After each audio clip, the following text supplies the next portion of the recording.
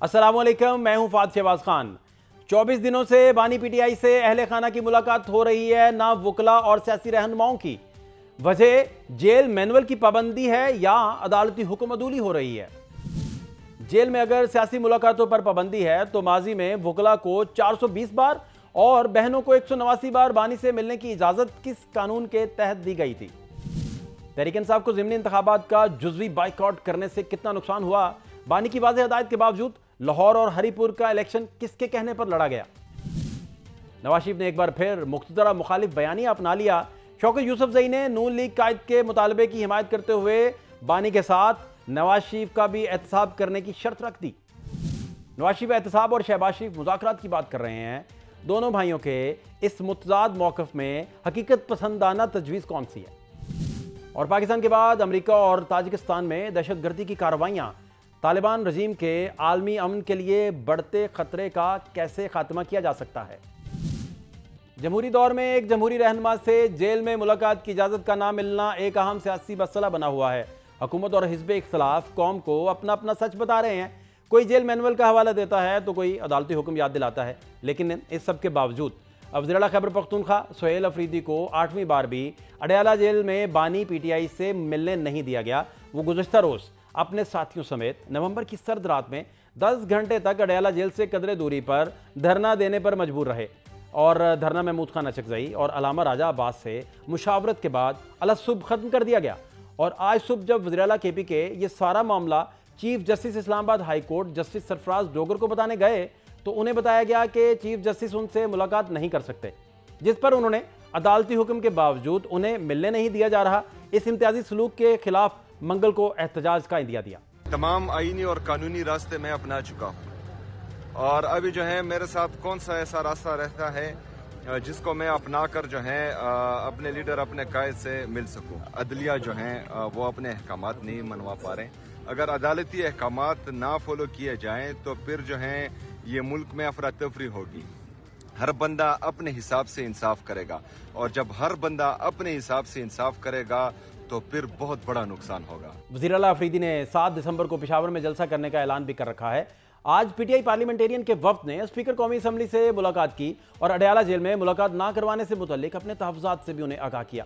उधर अलीमा खान ने बानी पीटीआई से मुलाकात की बाबत इस्लामाबाद हाई कोर्ट में तौहीन अदालत की दरख्वास्त दायर कर रखी है और अदालत के 24 मार्च के हुक्म पर अमल दरामद करवाने की इस्तदा भी की है। अलीमा खान के बकौल 4 नवंबर के बाद बानी से किसी की मुलाकात नहीं करवाई गई। दूसरी जानिब हुकूमत जो मुलाकात ना करवाने से मुतल्लिक बार बार जेल मैनुअल का हवाला दे रही थी, आज राना सनाउल्लाह ने साफ साफ कह दिया कि जेल में मौजूद बानी पीटीआई मुल्क के खिलाफ तहरीक चलाना चाहते हैं और तीसरी बार इस्लामाबाद का घेराव करने का इरादा रखते हैं। तहरीक जो है वो मुल्क के कैपिटल का घेराव से शुरू होती हो और उसकी पहले से 1-2 मसाले भी मौजूद हो, तो आप मुझे बताएं कि ये कौन सा कानून है जो उसे ये इजाज़त देता है कि वो जेल में बैठ के और अपने मुलाकातियों के जरिए से एक ऐसा ट्विटर अकाउंट चलाए जो हर वक्त जो है वो मुल्क के खिलाफ जो है वो जहर उगले और हर वक्त जो है वो एक साजिशी बयानिया जो है वो फैलाए। और दूसरा ये है कि वो ऑन रिकॉर्ड है कि वो तहरीक चलाना चाहते हैं मुल्क के खिलाफ जो कि अफरा तफरी पे अनारकी पे जो है वो मबनी हो। और इस्लामाबाद का घेराव उन्होंने 2 मरतबा तो किया है, अब तीसरी मरतबा वो करना चाहते हैं। तो आप मुझे बताएं कि ऐसी मुलाकातों की किस कानून में। वज़ीर दिफा ख्वाजा आसिफ ने एक्स पर लिखा कि बानी के जेल में डबल बेड और मखमली बिस्तर मुयसर हैं। उन्हें जेल के लाउड स्पीकर पर अपनी वाशिंगटन अरीना वाली तकरीर दोबारा सुननी चाहिए और अल्लाह से डरना चाहिए। वक्त की मलकियत किसी के पास नहीं। वज़ीर इत्तलात अता तारड़ का कहना है कि वज़ीर आला KP के और पीटीआई की सारी तवज्जो एक गैर कानूनी मुतालबे पर मरकूज है कि अडयाला जेल में सजा काटने वाले बानी से ही सियासी रहनुमाई लेनी है। दूसरी जानिब इंतजामिया ने मुतवक्को खतरात के पेश नज़र अडयाला जेल की सिक्योरिटी बढ़ा दी है। गुज़श्ता दिनों बानी पीटीआई की सेहत और ज़िंदगी से मुतल्लिक सोशल मीडिया पर मुख्तलिफ अफवाहें गर्दिश कर रही थीं, जबकि बानी के एक्स अकाउंट पर उनके बेटे कासिम खान ने एक पैगाम भी रीट्वीट किया जिसके मुताबिक इनके वालिद को गिरफ्तार हुए 845 दिन हो गए हैं और उन्हें डेथ सेल में रखा गया है। आलमी बरादरी और इंसाफ हकूक की तंजीमें इस सारे मामले को देखें और इनकी रिहाई का मुतालबा करें। वफाकी और पंजाब की हुकूमतों ने वाजे कर दिया है कि बानी पीटीआई बिल्कुल ठीक हैं और उन्हें जेल से किसी और जगह मुंतकिल नहीं किया गया, जबकि अली मीन गंडापुर ने दावा किया है कि बानी और इनकी अहलिया खैरियत से हैं। दूसरी जानिब नवाज शरीफ की अगर बात करें तो उन्होंने तवील खामोशी के बाद गुज़श्ता दिनों 9 मुंतखब MNAs से मुलाकात की और कहा कि दूसरों को चोर और डाकू कहने वाले खुद चोर साबित हुए। बानी पीटीआई अकेले मुजरिम नहीं, उन्हें लाने वाले भी बराबर के शरीक हैं, उनका भी एहतसाब होना चाहिए। मैं ये समझता हूँ कि ये इमरान खान सिर्फ अकेला मुजरिम नहीं था, उसको लाने वाले भी उससे बड़े मुजरिम थे जो उसको लेके आए, और उनसे भी पूरा उनका हिसाब लेना चाहिए। उनका बयानिया क्या था, चोर डाकू कहते थे, खुद चोरी डाके में सबसे आगे। मुख्तरा मुखालिफ बयानिया कायद मुस्लिम लीग नून ने 20 अक्टूबर 2020 को गुजरांवाला जलसे में ऑनलाइन वीडियो पैगाम में अपनाया था। उनका झगड़ा बानी से नहीं, वो तो फकत मोहरा हैं। उनके मुजरिम जनरल बाजवा और जनरल फैज हैं। ख्वाजा आसिफ भी इन दिनों कोर्ट मार्शल की बात कर रहे हैं, लेकिन यही नवाज शरीफ जब 21 अक्टूबर 2023 को लंदन से पाकिस्तान लौटे तो मीनार पाकिस्तान जलसे में उनका कहना था कि उनके दिल में इंतकाम का कोई जज्बा नहीं, वो सबको साथ लेकर चलना चाहते हैं। जख्म इतने लगे हैं कि वो भरते भरते वक्त लगेगा, लेकिन मेरे दिल के अंदर कोई इंतकाम की तमन्ना नहीं है, बदले की कोई तमन्ना नहीं है नवाज शरीफ के दिल में। मेरी दुआ है अल्लाह ताला से, अल्लाह ताला मेरे दिल के अंदर कभी भी कोई इंतकाम का जज्बा ना लेके आना। लेकिन दूसरी तरफ नवाज शरीफ के भाई वज़ीर आज़म शहबाज शरीफ सिर्फ और सिर्फ मुफाहमत की बात करते हैं, और इस हवाले से उन्होंने एक से ज़ायद बार अपोजिशन को मुज़ाकरात की पेशकश भी की है। इनके बानी को अगर वहाँ पर कोई मसाइब हैं, मुश्किलात हैं, मैं आज फिर कहता हूँ, आए बैठ के बात करें और बैठ के मामलात को तय करें। मैं तमाम सियासी जमातों, स्टेक होल्डर्स और सिविल सोसाइटी को मीसाके इस्तेकामे पाकिस्तान का हिस्सा बनने के लिए एक मरतबा फिर खलूसे दिल से दावत देता हूं। नवाज शरीफ कभी वोट को इज्जत दो और नजरियाती हो गया हूं की बात करते हैं, और कभी वो किसी से इंतकाम ना लेने की बात करते हैं, लेकिन अगली ही सांस में सबका एहतसाब करने का बयानिया अपना लेते हैं। आखिर वो क्या करना चाहते हैं? क्या 27वीं तरमीम समेत अपने भाई के तमाम हुकूमती इक़दाम को वो दुरुस्त समझते हैं, या वाकई गुज़श्ता हुकूमत के तमाम किरदारों को कटहरे में लाना चाहते हैं? प्रोग्राम में आगे बढ़ते हैं और पाक अफगान ताल्लुकात की बात करते हैं, जहां मुज़ाकरात के हवाले से बदस्तूर जमूत तारी है, जबकि ईरान के सुप्रीम नेशनल सिक्योरिटी काउंसिल के सेक्रेटरी अली लारेजानी का कहना है कि पाक अफगान इख्तलाफात खत्म करने के लिए जब भी पाकिस्तान कहेगा, ईरान ताउन करेगा। पाकिस्तान में दहशतगर्दी के हालिया वाक़यात के तमाम ताने बाने अफगानिस्तान से मिलते हैं, जबकि अफगानिस्तान में गुज़श्ता दिनों होने वाले हमलों से मुतालिक तर्जमान पाक फौज ने वाज़ेह कर दिया है कि पाकिस्तान कभी सिविलियंस पर हमला नहीं करता। अफगान रजीम दहशतगर्द ठिकानों के खिलाफ काबिल तस्दीक कार्रवाइयाँ करे, इसके बगैर मुज़ाकरात नहीं होंगे। उधर हमारी सिक्योरिटी फोर्सेज फितनतुल ख्वारिज के खिलाफ फैसला कुन इंटेलिजेंस बेस्ड कार्रवाइयाँ कर रही है। डेरा इस्माइल खान में ऐसी ही एक कार्रवाई में 22 दहशतगर्दों को मौत के घाट उतार दिया गया। 26 नवंबर को अफगानिस्तान की जानिब से ताजिकिस्तान पर हमले में 3 चीनी बाशिंदे हलाक हुए, जबकि पाकिस्तान ने बुज़दिलाना फेल उसे करार दिया। और उधर अमेरिका में अफगान शहरी की फायरिंग से जख्मी होने वाली खातून नेशनल गार्ड अस्पताल में दम तोड़ गई, जबकि दूसरे एहलकार की हालत भी खतरे से बाहर बताई जा रही है। सदर ट्रंप ने अफगानी शहरी की इस कार्रवाई को दहशतगर्दी करार दे दिया, जबकि अफगानिस्तान की इमिग्रेशन का अमल भी रोक दिया गया है। उधर UNDP ने अफगान रजीम की नाकामी का पर्दाचाक कर दिया। एक रिपोर्ट जारी की है जिसके मुताबिक अफगानिस्तान शदीद मुआशी और इंतजामी बहरान का शिकार है। अफगान तालिबान दाखिली मसाइल हल करने में नाकाम हो चुके हैं। अफगानिस्तान में गुर्बत, बेरोजगारी और बुनियादी ज़रूरियात की अदम दस्तयाबी ने हालात को मजीद संगीन बना दिया है। इसी हवाले से बात करने के लिए शौकत यूसुफजई साहब हमारे साथ मौजूद हैं। साबिक वजीर हैं, तहरीक इंसाफ के सीनियर रहनुमा, और वज़ीर आला KP के साथ ये मौजूद थे। एग्जैक्टली क्या यूसुफजई साहब आपको कन्वे किया गया और क्यों नहीं मिलने दिया गया बानी PTI के साथ?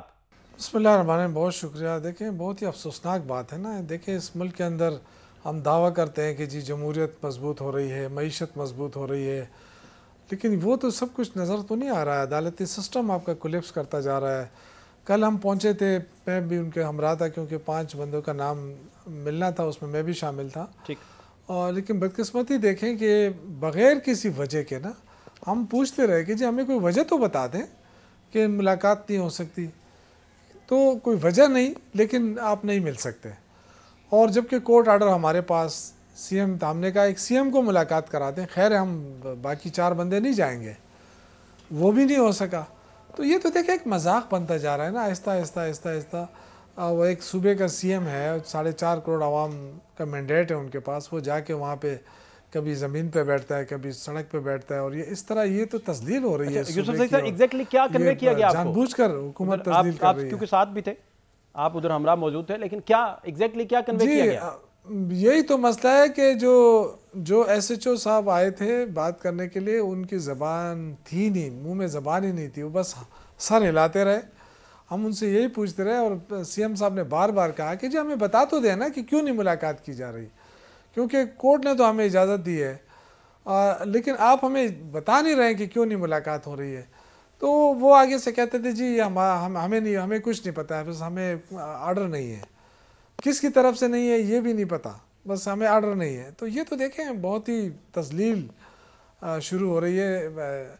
मुल्क ऑलरेडी सियासी अदम इस्तेकाम का शिकार है, बॉर्डर्स के ऊपर ख़तरात मंडला रहे हैं और 2 सूबों के अंदर दहशतगर्दी हो रही है। लेकिन जो इस वक्त एटीट्यूड बनाया हुकूमत ने, वो तो कहीं पे भी ये नहीं लग रहा कि वो मुल्क को संभालना चाहते हैं या मुल्क को बेहतरी की तरफ लाना चाहते हैं। वो तो जिस तरीके से उन्होंने एटीट्यूड अपनाया वो इंतहाई गैर जमहूरी है, इंतहाई। अच्छा, इसमें यूसुफ ज़ई साहब जो गवर्नमेंट के नैरेटिव है, जो वज़रा हैं हुकूमत के, वो कहते हैं कि आप 4.5 करोड़ का सूबा है तो आप वहाँ रिफॉर्म्स कीजिए, आप इसी तरफ आते हैं, वहाँ से आप उसे PTI का आपने जो है वो सेक्रेटेरिएट बना दिया डयाला को, इस तरह के सारे बयान कहते हैं। रिफॉर्म्स पे उधर काम कीजिए, बहुत सारा काम उधर होने वाला है, दहशतगर्दी के मसाइल हैं, दीगर अवाम के बड़े मसाइल हैं जो हल तलब हैं, बेशुमार लंबी लिस्ट है। गवर्नमेंट का फिर ये नैरेटिव सामने आता है। देखिए, ये मैं तो यही अर्ज़ कर रहा हूँ ना कि इनका एटीट्यूड जमहूरी नहीं है, ये कातिल हैं, इंतकाम लेना चाहते हैं, और भी इंतकाम, इनकी आग ही नहीं बुझ रही इंतकाम की। ये जिस तरीके से ये शहबाज हुकूमत कर रही है, मैं समझता हूँ कि ये उस पर चली गई है, इंतहाई नीचे गिर गई है। क्योंकि जब जिस मुल्क में अदालतों का एहतराम ना हो, अब देखें ना, अगर एक बार मुलाकात करा दी जाती तो वो सूबे के लिए भी काम करता, वो सब सूबे में तो काम ऑलरेडी हो रहा है, लेकिन कम से कम अपने सूबे पे फोकस करता, दहशतगर्दी के हवाले से जो है वहाँ पे फोकस करता। लेकिन हर हफ्ते जो है ना हमें हम इजाज़त लेते हैं और ये हमें छोड़ते नहीं है। तो ये तो देखें, ये किस मुल्क में हम रह रहे हैं? क्या किसी कैदी का कोई बुनियादी इंसानी हक नहीं है कि वो उससे लोग मिलें? क्या इससे पहले नवाज शरीफ से लोग नहीं मिलते थे? यहाँ से लोग जो लंदन तक जाते थे, हमने छोड़ा था ना उनको।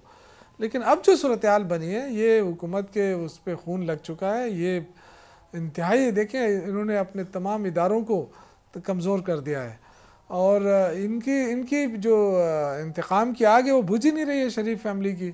जिस तरीके से वो एटीट्यूड अपना रहे, एक तो गलती कर रहे हैं ऊपर से और लोगों को इश्तिहाल दिला रहे हैं। नवाज शरीफ साहब ने तो कहा भाई वो तो बानी का अकेले नहीं कर रहे हैं, जो शरीक थे उनका भी एहतसाब होना चाहिए, जो लाए थे, जो बानी PTI को लाए, सिर्फ इनका नहीं, लाने वालों का भी एहतसाब होना चाहिए। वो तो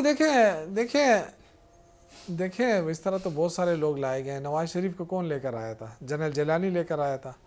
नवाज शरीफ को सबसे पहले बग़ैर उसके किसने वज़ीर ख़जाना बनाया था?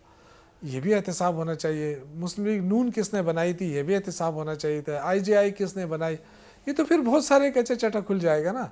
हम तो कह रहे हैं कि करो, लेकिन इन तो देखें ना, आज बड़ा खुलकर वो सब कुछ सामने आ रहा है कि पीपल्स पार्टी और ये जो अपने आप को बड़े जमहूरी कहते थे और बड़े, आज पता चल गया ना कि इक़्तिदार के लिए यही लोग थे जो एस्टेब्लिशमेंट के पैरों में पड़े रहते थे, कभी एक कभी दूसरा। जो आज आप देखें कि दोनों जो है वो घुटनों बल बैठे हुए हैं। तो इसका क्या मकसद हुआ कि यही लोग थे जो जमहूरियत को नहीं पनपने दे रहे थे। आज आवाम की, आम आदमी की ज़िंदगी की बात की जाए तो वो मुश्किल में है।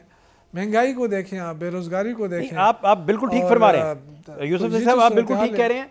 आप देखिए कि आम लोगों की अगर बात आप करें तो BISP की 2021-22 की अगर आप रिपोर्ट सिर्फ देख लें तो तकरीबन 4.9 मिलियन बच्चे जो हैं वो KPK में सर स्कूल नहीं जा रहे।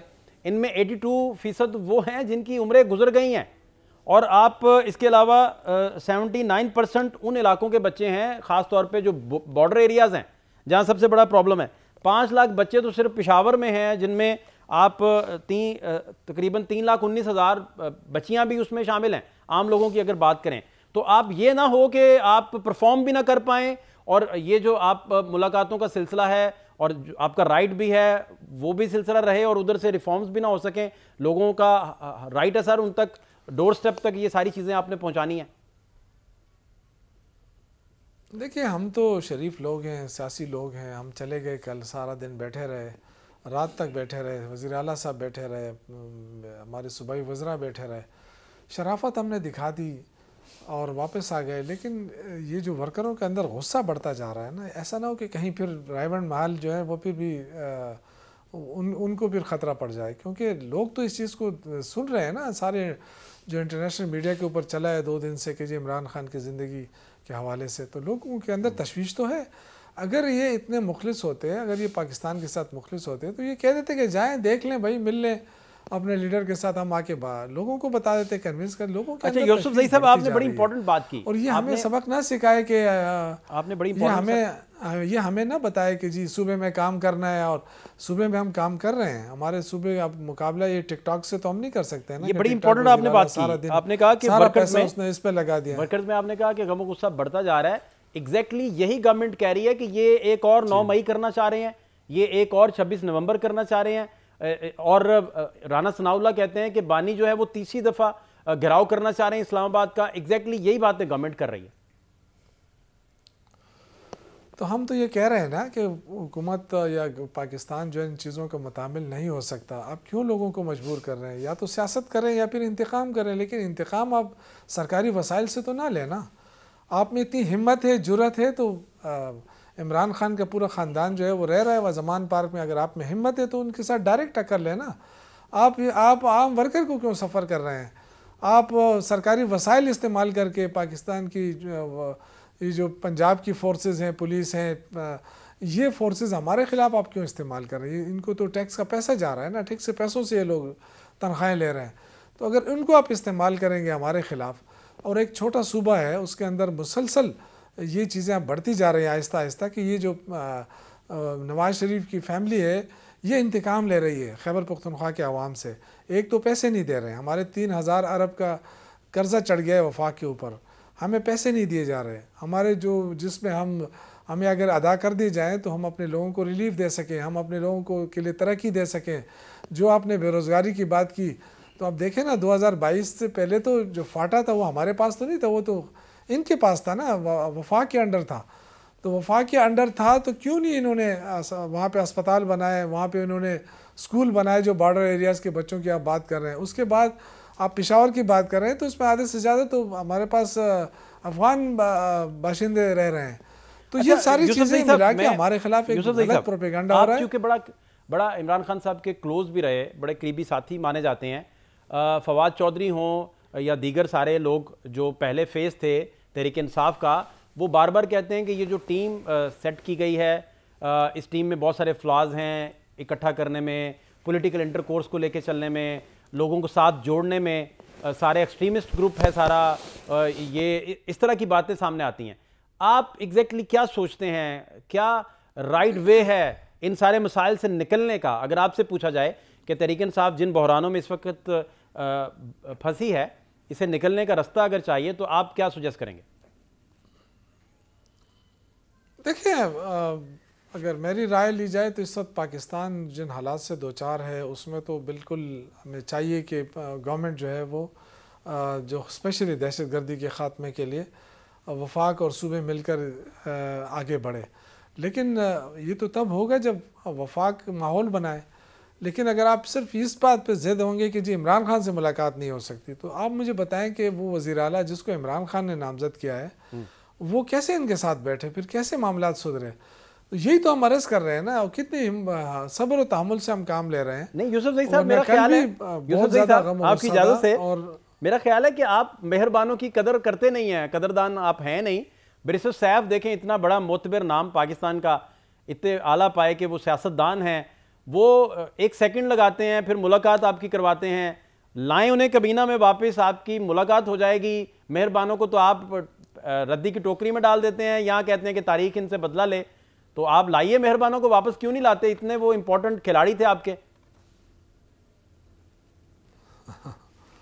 मैं इस पे कोई कमेंट नहीं करना चाहता। कुछ तो बताइए। ये बियॉन्ड कुछ तो बताइए।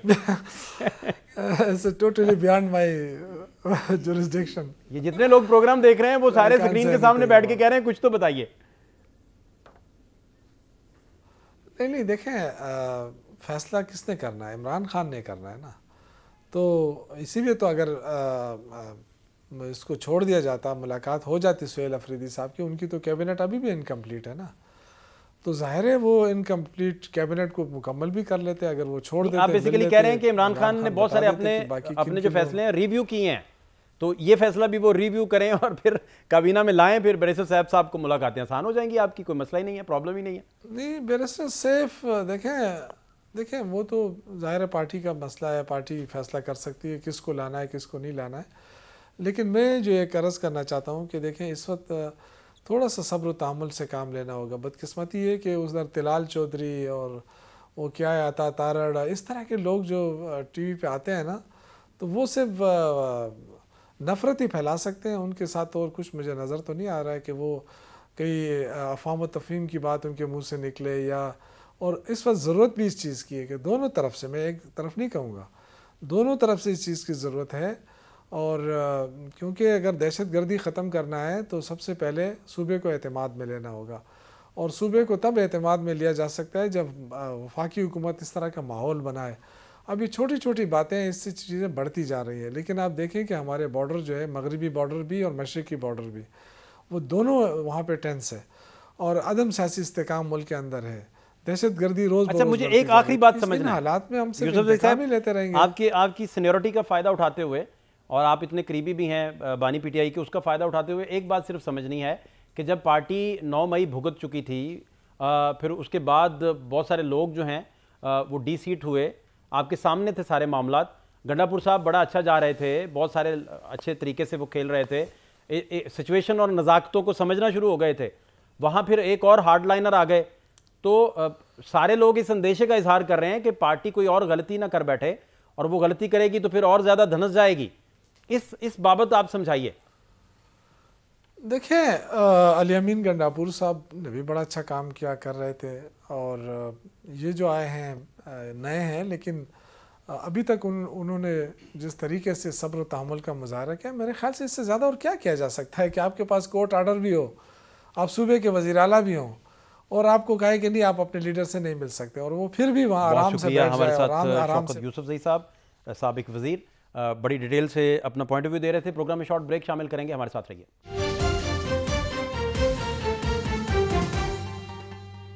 ब्रेक के बाद खुश आमदीद। सेनेटर अफनान उल्लाह साहब हमारे साथ मौजूद हैं, मुस्लिम लीग नून के सीनियर रहनुमा।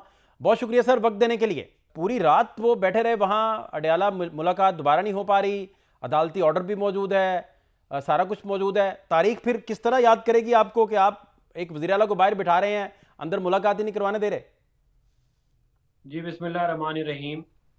देखें, जो वज़ीर आला खैबर पख्तूनख्वा हैं वो एक 4 करोड़ के सूबे के वज़ीर आला हैं, और उनको ये ओहदा जो है ये इसलिए मतलब ये ओहदा जो है ये इसलिए है ताकि ये अपनी जो लोग हैं उनके लिए काम कर सकें, जो उनके मसाइल हैं उनको हल कर सकें और सूबे को चला सकें।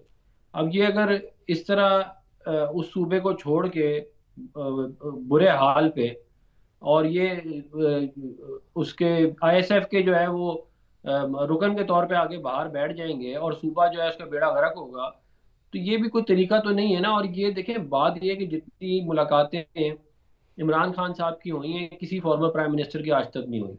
जितनी आसाइशें इमरान खान साहब को मिली हैं किसी फॉर्मर प्राइम मिनिस्टर को नहीं मिली। आप तो इनकी वीडियोस चलाएं वो जिसमें ये कहते थे कि मैं जाके जो है वो फ्रिज और TV और सारा कुछ ले लूंगा, तो ये इनका कंडक्ट है। फिर ये चाहते हैं, इनकी ख्वाहिश है इनके लीडर की कि लाशें गिरें। इन्होंने माजी में 9 मई में भी ये कोशिश की थी लाशें गिरें, फिर लास्ट ईयर नवंबर में भी इन्होंने यही कोशिश की थी। इनका फिर प्लान यही है कि ये लाशें गिराना चाहते हैं, क्योंकि जब तक लाशें नहीं गिरेंगी इनकी सियासत नहीं चलेगी। और जो कुछ इनकी सियासत का हमने अल्लाह ताला की मेहरबानी से हरीपुर में जो इनके साथ हुआ है, खैबर पख्तूनख्वा में जो इनको लंबी लीड से हराया है, तो उसके बाद ये बजाय इसके कि फोकस करते हैं कि लोगों के मसाइल हल करें, ये फिर दोबारा उधर जाके बैठ जाते हैं। भाई अगर आपकी ये सियासत ठीक होती, ये आपकी सियासत काबिल कबूल होती खैबर पख्तूनख्वा के अवाम की, तो आप वहाँ पे हरीपुर के इलेक्शन में आपको इतनी बड़ी शिकस्त ना होती ना। आप ये अवाम ने आपकी सियासत को मुस्तरद कर दिया है, मगर ये फिर जाके उधर बैठ जाते हैं। भाई हमारे लीडर से भी आप हमें मिलने नहीं देते थे, मैं खुद जाती तौर पे गया हूँ बहुत दफ़ा, मुझे मिलने नहीं दिया गया। इस तरह भी हुआ कि हमें बाहर से जो है वो ये तो फिर करीब पहुंच जाते हैं, हमें तो नाके के ऊपर रोक लेते थे कोट लखपत के बाहर।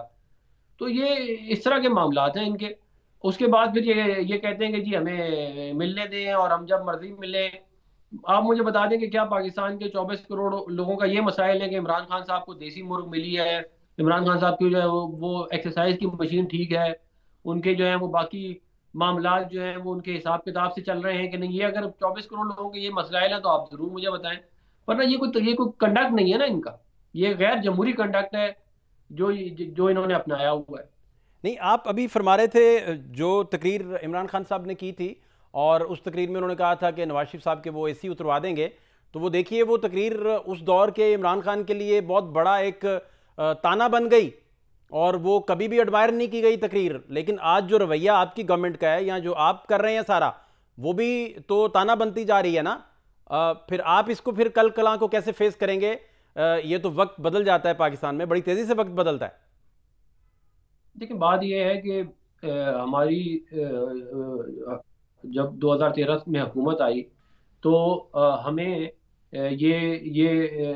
हमें हमारे पास ये था मामला कि हम अगर चाहते तो हम खैबर पख्तूनख्वा में इनकी हुकूमत ना बनने देते, मगर मियां मोहम्मद नवाज शरीफ साहब ने चार्टर डेमोक्रेसी के स्पिरिट में और तमाम लोगों को साथ लेके चलने के स्पिरिट में इनकी वहाँ पे हुकूमत भी बनी, हालांकि इनके नंबर पूरे नहीं थे। और उसके बाद हमने ना इनको कभी किसी को, हालांकि इन्होंने मुसलसल साजिशें की हमारी हुकूमत को गिराने की, आपको सारा पता है धरनों में 2014 के क्या हुआ। उसके अलावा जो कुछ इन्होंने किया उस दौर में, चाइनीज प्रेसिडेंट को नहीं आने दिया और बहुत सारे मसाइल, हमने उसके बावजूद इनको ना कभी जेल में डाला, ना इनके खिलाफ कभी कोई कुछ किया, ये आराम से बाहर घूमते रहे।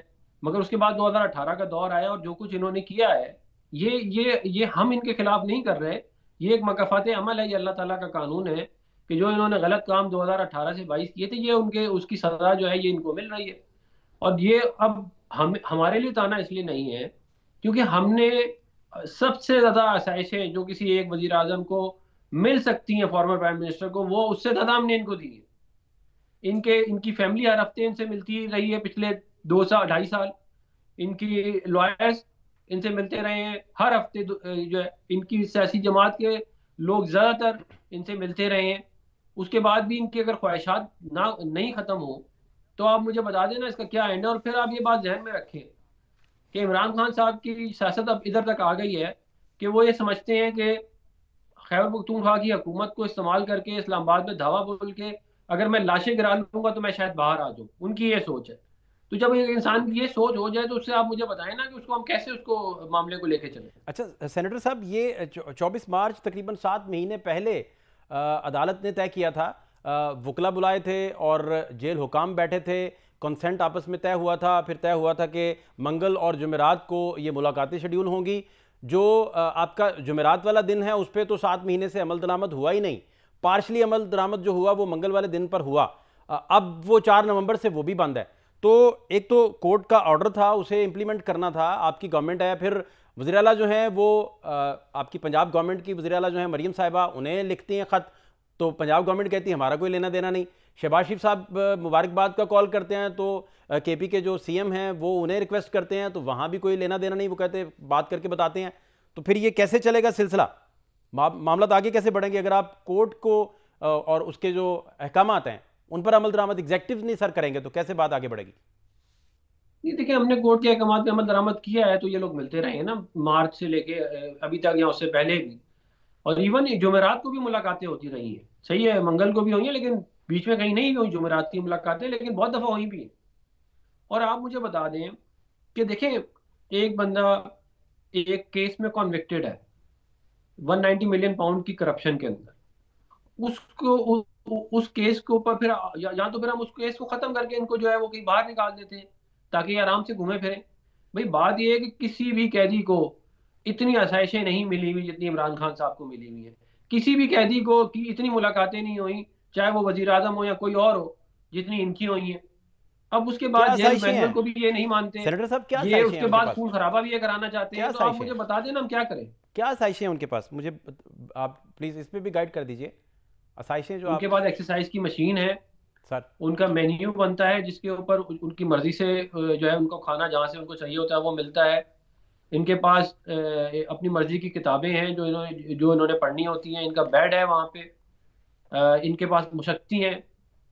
तो ये टीवी भी था इनके पास पहले, अभी मुझे एग्जैक्टली नहीं पता कि अभी है कि नहीं, लेकिन पहले ज़रूर इनके पास टीवी भी था। तो ये तमाम आसाइशें आप मुझे बता दें, अगर किसी और बंदे को मिली हुई है पाकिस्तान की जेलों में जो इनको मिली हुई है तो आप मुझे बता दें। हमारे टाइम पे तो आप यकीन करें इन्होंने हमारे साथ ये जेल में राना सनाउल्लाह साहब जो हैं उनके ये चीनी फेंक देते थे ताकि वहाँ पे कीड़े मकोड़े आ जाएं। उन्होंने खुद ये वाली वाकया सुनाया हुआ कि मैं गर्मियों में जराबे इसलिए पहनता था ताकि कीड़े मकोड़े ज़्यादा होते थे तो मुझे तंग ना करें वो। तो ये उधर कैमरे लगा के बैठ के ये देखते थे और खुश होते थे जब किसी को तकलीफ हो। ये इनका कंडक्ट था। और अब हमारा कंडक्ट भी आप देख लें क्या है। नहीं, वो सीएम केपी के तो कह रहे हैं कि सर्दियों की चीज़ों तक डिलीवर नहीं की जा रही, उन तक नहीं पहुंची, कुछ इस तरह की बातें भी वो कर रहे थे। नहीं, लेकिन ये मैं नहीं समझता कोई ऐसा मसला है, मामला है। इनको सर्दियों की चीज़ें बिल्कुल इनको और दूसरा पहुंची हैं और वो आपने बिल्कुल आराम से हैं। ये एग्जैक्टली क्यों बंद किए हैं? उसके बाद देखिए इंटरनेशनल, आप बात ना भी करें लेकिन मुखालिफ जो ममालिक हैं आपके, वो इन बातों को जब प्रोपेगेट करते हैं तो कितना इमेज जो है वो डैमेज भी होता है। वो अफवाहें फैलाते हैं, कोई कहता जी गायब हो गया, कोई कहता जी मिसिंग है, कोई कहता जी उनकी सेहत ख़राब है, कोई कोई कोई ऐसी बातें कर रहे हैं जो रिपोर्टेबल भी नहीं कई दफ़ा रहती। तो आप मुलाकात करवाइए, इस तरह के मामला जो हैं वो 1 सेकंड में ख़त्म हो जाएं। क्या क्या मामला है फिर इसमें? देखिए, बात ये है कि मैंने वो न्यूज़ देखी थी, वो कोई एक फेक न्यूज़ टाइप एक एक्स के ऊपर एक हैंडल था जो एक पड़ोसी मुल्क है उसके नाम के ऊपर बना हुआ था, उसके नाम के साथ एक टाइम्स लगा हुआ था वो था। तो वो फेक न्यूज़ ये खुद पीटीआई वाले बना बना के फैला रहे होते हैं। ये इस मामले में बहुत मास्टर है। बात ये है कि हमने जेल मैनुअल के तहत एंड बियॉन्ड दैट मैनुअल हमने इनको वो आसाइशें दी हुई है। हमने इनको आउट ऑफ द वे जाके इनको हमने एंटरटेन ऑलरेडी किया हुआ है। मगर आप उनका दूसरी तरफ से भी जो कंडक्ट आप देखें ना, मुझे बता दें कि दुनिया की तारीख में वो कौन सा सियासी प्रिजनर है जो जेल से बैठ के जो है वो ट्वीट करता हो, जो जेल से बैठ के आर्टिकल्स लिखता हो, जो जेल से बैठ के जो है वो अपनी पॉलिटिकल पार्टी जो है उसको इंस्ट्रक्शंस जारी कर रहा हो कि ये करना है ये नहीं करना। भाई बात ये है कि अगर आप ये चाहते हैं कि हम अडियाला जेल को पीटीआई का दफ्तर बना दें और उधर इमरान खान साहब को बिठा दें, जब जिसका जी जाए वो आए और चला जाए, तो फिर आप हमें बता दें। बात यह है कि हमने तो जितना हम अच्छा रख सकते थे हमने रखा हुआ है, क्योंकि हमारी जो लीडरशिप है उनकी ये सोच नहीं है कि आप लोगों को तकलीफ दें। उनकी ये सोच बिल्कुल भी नहीं है। लेकिन इनकी तो ख्वाहिशात कभी खत्म नहीं होती ना। आप अभी ये वाला काम इनका करेंगे ना जिस दिन, ये हो जाएगा किसी दिन, मैं आपको बता रहा हूँ। तो ये उसके बाद एक और लंबी लिस्ट लेके आ जाएंगे कि जी अब ये नहीं हुआ, अब ये नहीं हुआ, अब देसी मुर्ग नहीं मिली, अब फलानी चीज नहीं मिली, अब ये तो ना खत्म होने वाली इनकी एक ख्वाहिशात है। और फिर आप ये देखें कि क्या हुकूमत की ये जिम्मेदारी नहीं है कि वो मुल्क में दंगा फसाद और खून खराबे से मामलात को रोके? नहीं, मुलाकात से दंगा फसाद कहाँ हुआ है? आप मुलाकात करवा दें, उधर कहाँ दंगा फसाद, ऐसी कोई बात ही नहीं है। कौन सा दंगा फसाद? वहां तो लॉ एंड ऑर्डर का कोई मसला नहीं। मैं आपको बता रहा हूँ कि ये इनका प्लान था नवंबर में इस्लामाबाद में धावा बोलने। और दूसरा, मरियम बीबी हिरासत में थी, नैब की हिरासत में थी।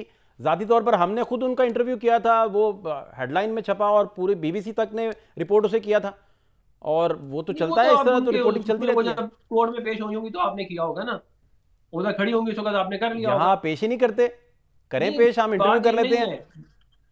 नहीं, लेकिन आप मुझे बता दें कि क्या मरियम नवाज साहिबा का एक्स अकाउंट या ट्विटर अकाउंट चल रहा था जब वो जेल में थी? मियां नवाज साहब का चल रहा था। तो किसने मना किया था? आप चला लेते, किसने मना किया था? साहब का चल रहा था, आपके जरिए पैगाम बाहर आता, आप ट्वीट करवा देते, इसमें क्या बात थी? आप चला लेते, उन दिनों की बात है। किसी को जेल में नहीं होना चाहिए, उस अमल की हम हौसला शिकनी कर रहे हैं। कोई दायरों का सफर ये बंद होना चाहिए। ऑपोजिशन को कभी जेल में नहीं होना चाहिए। कल को आप जब ऑपोजिशन में आए तो हम कभी ख्वाहिश नहीं रखते कि आप जेल में जाएं, किसी लेवल पे भी ऐसा कोई सोच भी नहीं सकता। लेकिन आपको ट्विटर पे एतराज है तो ट्विटर तो कोई भी चला सकता है, कोई भी पार्टी चला सकती है। वो कौन सा खुद अपने हैंडल से, यहाँ उनके पास कोई मोबाइल फोन निकल आया जिसमें वो ट्विटर चला रहे हैं, तो वो बता दीजिए आप। नहीं, आप मुझे बता दें कि क्या इमरान खान साहब के नाम के आर्टिकल्स नहीं पब्लिश हुए? मुझे बता दें कि किसी और के आर्टिकल्स पब्लिश हुए हों इस तरह, जिसके अंदर वो हुकूमत के बारे में जो अल्फाज इस्तेमाल कर रहे हैं वो भी आपको मालूम है। नहीं, इधर तो मुद्दा ये है कि आप कोर्ट के अहकाम जो है वो आप देखिए ना, जहां कोर्ट का कंसेंट था वहां आप डिस्कस करते इस मुद्दे को भी, वो बंद करवाइए सिलसिला। वो तो कोर्ट के एग्जीक्यूटिव ऑर्डर आ जाता कि भाई आप ना बोलिए, ना बात कीजिए। कि इंटरनेशनल जरीदों में इनके आर्टिकल पब्लिश हो रहे हैं जेल से बैठ के। मुझे बता दें ये ठीक है, कानूनी है, ये कानूनी है कि गैर कानूनी है काम? भाई उनका कोई मैसेंजर बाहर चीजें भिजवा देता है तो इसमें कानूनी गैर कानूनी नहीं, की ये बहस कोई क्या है? तरीका नहीं है ना। आज ये देख लें, देखें, फिर इसका मतलब ये हुआ कि हम बाकी सारे जो जेल में लोग बैठे हैं उनको भी अलाउ करें ना। बाकी सारे जो जेल में लोग बैठे हैं उनके भी एक्स अकाउंट बनवा के चलाएं। नहीं, वहां सारे इस एक्स तरह प्राइम होता मिनिस्टर नहीं है बैठे ना। हैं। आप जेल में हैं, एक बड़े अडयाला में सीनियर सारी अफसर एक्स की प्राइम वजह से। मिनिस्टर थोड़ी हैं।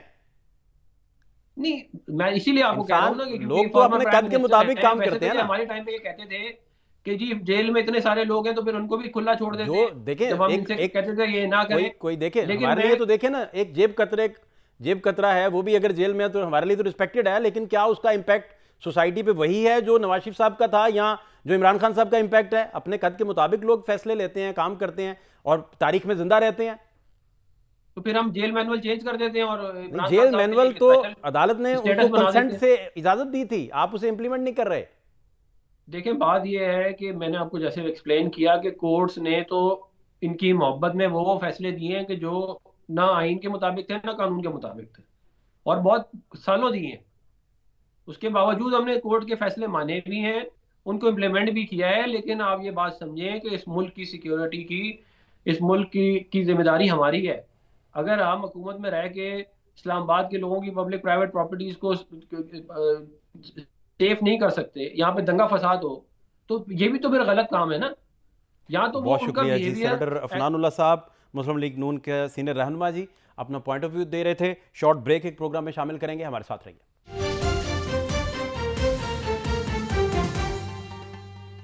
ब्रेक के बाद खुश आमदीद। एजाज चौधरी साहब हमारे साथ मौजूद हैं, साबिक सफ़ीर हैं, इंटरनेशनल अमूर के माहिर हैं। बहुत शुक्रिया चौधरी साहब वक्त देने के लिए। चौधरी साहब, ये ताजिकिस्तान में 3 जो चीनी शहरी हैं अफगानिस्तान से किए गए ड्रोन हमले में वो मारे गए, फिर अमेरिकी नेशनल गार्ड के 2 अरकान पर हमला जिसमें नेशनल गार्ड हलाक हुए, फिर पेशावर और इस्लामाबाद में खुदकुश हमले जो हुए लास्ट कुछ दिनों में, पिछले 2-3 हफ्तों में जो मुल्की और गैर मुल्की लेवल पर ये दहशतगर्दी की कार्रवाइयाँ हैं, इन सब का ताना बाना अफगानिस्तान से भी है और अफगान बशिंदे जो हैं बाकायदा तौर पर इसमें इस्तेमाल भी हो रहे हैं। क्या अब आपका इस पे क्या मजीद आप इस पे गाइड भी कर सकते हैं और क्या स्ट्रेटजी पाकिस्तान को अपनाने की ज़रूरत है और इंटरनेशनल सिनेरियो किस तरफ जा रहा है अब? जी बहुत शुक्रिया।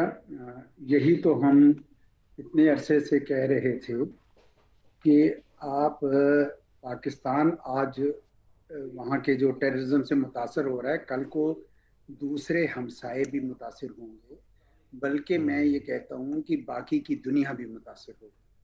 इसलिए ये सिर्फ पाकिस्तान का मसला नहीं है कि टीटीपी वहाँ से आके पाकिस्तान में हमले कर रही है, बल्कि ये पूरे खित्ते का मसला है, बल्कि मैं कहता हूँ पूरी दुनिया का मसला है। अगर टेररिज्म इसी तरीके से वहाँ टेररिस्ट एंटिटीज अफगानिस्तान में जड़ पकड़ती गई तो ये बहुत मुश्किल हो जाएगी सारे खित्ते के लिए। तो चुनांचे मैं समझता हूँ कि इस वक्त अब और भी ज़रूरी हो गया है कि ये सारे ममालिक मिलकर एक नया डिप्लोमेटिक ऑफेंसिव लॉन्च करें और तालिबान को समझाएं कि जनाब ऐसे नहीं चलेगा कि आप उन लोगों को पनाह दें जो दूसरे मुल्कों में जाके खून रेजी करें, कत्लो गारत करें। ये सबके लिए नुकसानदेह। और भारत को भी थोड़ा समझाना पड़ेगा कि भाई आप हमेशा से तालिबान से नफरत करते रहे, अब अचानक ही आप उनको गले लगा लिया, तो ये मेरे ख्याल में ये बड़ा वाज़े पैगाम आया है, ये जो ताजिकिस्तान में बदकिस्मत वाक़या आया है उससे। अच्छा, आप बड़ी इंपॉर्टेंट बात है और ये बात आप मुसलसल तबसरों में, तज्ज़ियों में आप मुसलसल फरमाते रहे कि ये बेसिकली ये पूरे खित्ते को अपनी लपेट में लेने के मसाइल हैं। बेसिकली सिर्फ पाकिस्तान का प्रॉब्लम नहीं है, पाकिस्तान तो बड़ा तगड़ा है, उसके अवाम बड़े बहादुर हैं कि वो बड़ा डट के इसका मुकाबला करते हैं, लेकिन हमसाया ममालिक और दीगर जो हैं, ये बात आप आज भी निशानदेही इसकी कर रहे हैं।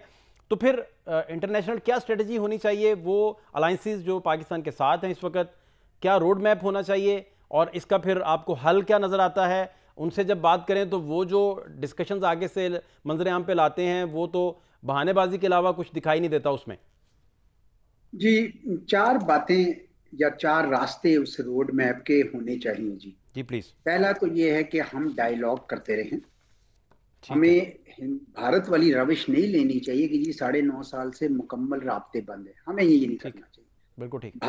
अफगानिस्तान की तरफ से जितनी मर्जी दुश्मनी हो जाए, हम सफारती सतह पे भी अपने जो उलमा हैं उनको भी भेजते रहें, सफारत पार्लियामेंटेरियंस को भी भेजें, राब्ता रखें, पहली बात। दूसरी बात ये है कि जहाँ पे हम समझें कि भाई ये यहाँ से हमारे पर अटैक हो रहा है, या बॉर्डर के ऊपर अगर वो वहाँ पे हमारे खिलाफ कुछ करते हैं तो काइनेटिक यूज ऑफ फोर्स करें, लेकिन वो मेजर्ड हो, यानी वो उतना ही हो, प्रोपोर्शनेट हो जितना जरूरत है। क्योंकि मुकम्मल तौर पर जो अगर जंग हो जाए तो जंग हमारा फायदा नहीं है, वो तो भारत का फायदा है, क्योंकि वो तो टू फ्रंट सिचुएशन करना चाहता है। तो जरूर करें ताकत का इस्तेमाल, लेकिन वहां पे करें और उतना करें जितना जरूरी हो। तीसरी बात यह है कि हमें जो सफारती सतह के ऊपर सारे, एक बार फिर पाकिस्तान बेशक कॉन्फ्रेंस कर ले, पाकिस्तान अपने मुल्क में कर ले कॉन्फ्रेंस, लेकिन बहुत ही इसमें देरी नहीं करनी चाहिए। सारे मुल्क मिलकर ये कॉन्फ्रेंस करें, चीन भी आए उसमें, सारी सेंट्रल एशियन रिपब्लिक्स भी आए, ईरान भी आए, रूस भी आए, और उसमें वो बैठ के एक बार कहेंगे जी अफगानिस्तान को अब हमने क्या पैगाम देना है, मुश्तरका पैगाम। और चौथी चीज ये है कि हमारे जो अपने लोग हैं, खुसूसन जो पहले ट्राइबल एरियाज होते थे, जो अब केपीके का हिस्सा है, वो हमारी पहली लाइन ऑफ डिफेंस बनाई जाए, उनको कोऑप्ट किया जाए, उनकी ब्रीफिंग्स की जाए। मैंने एक बार सिर्फ फील्ड मार्शल की ब्रीफिंग देखी थी, उसके बाद हमारे वजीर आजम, नायब जो डिप्टी प्राइम मिनिस्टर, ये सब जाएं, जाके ब्रीफिंग करें और देखें सबसे ज्यादा खून जो बह रहा है पाकिस्तान में वो केपीके में बह रहा है। इसलिए ये बहुत जरूरी है कि ये सारे के सारे मिलकर वो पैगाम उनको दें कि जनाब आप बताइए, और जो उनको वसाइल चाहिए, जो उनकी हकूक उनको चाहिए, वो जरूर दें उनको। तो आपको कुछ घर पे भी बैठ के काम करना पड़ेगा, और एक पूरा, मैं कहता हूँ ऑल पार्टीज कॉन्फ्रेंसेस करके एक कंसेंसस बनाएं। कोई नरम गोशा रखने वाले यहाँ पे हमारी तरफ नहीं होने चाहिए, ताकि हम उनको एक मुट्ठी की तरह उनको जवाब दें। जी अच्छा, बेसिकली चौधरी साहब आपकी तजवीज़ ये है कि इंटरनेशनल फ्रंट तो चले, उस पर तो काम हो रहा है, मजीद करने की भी ज़रूरत है। जैसे ईरान बहुत देर से हमायती था, उसने तो चाबहार वाले अटैक में खुल के कह दिया था कि भाई ये तो 90% अफगान खून है टीटीपी के अंदर।